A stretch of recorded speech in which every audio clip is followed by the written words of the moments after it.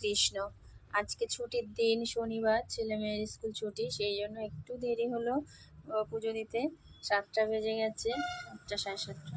তো গাছে স্থলপদ্ম দুটো ফুটেছে, একটা আমি রাধা রাধারানী মানে রাধা মাধবের চরণ যুগলে দিলাম, আর একটা গাছে রয়েছে। আমার মেয়ে রোজ ফুল তোলে, মানে স্নান করে স্কুল থেকে বাড়ি এসে, আজকে তো আর স্কুলে যাবে না, ও বাড়ি এসে আমার শাশুড়ির ওখানে গোপাল আছে, তো গোপালের কাছে দেবে। ও গোপাল ভীষণ ভালোবাসে, তো গোপালের কাছে যা ফুল থাকে দেয়। ওর আগে তো পেত না, তো এখনও ঠাম্মি বাড়ি এসে ওখানে ও ঠাম্মি ঠাকুরের দেয়, আর ও তো বাড়ি এসে ও দেয়। তো ওটা মা ফুল রাখবে, তো প্রতিদিন ওর জন্য ফুল রেখে একটা স্থলপদ্ম আছে, আমি গাছে দেখাবো, তো সেটাই ও দেবে। তো আমি সকাল সকাল ঠাকুরের পুজো দেওয়া হয়ে গেছে, মঙ্গল আরতি করা হয়ে গেছে। রাধে রাধে।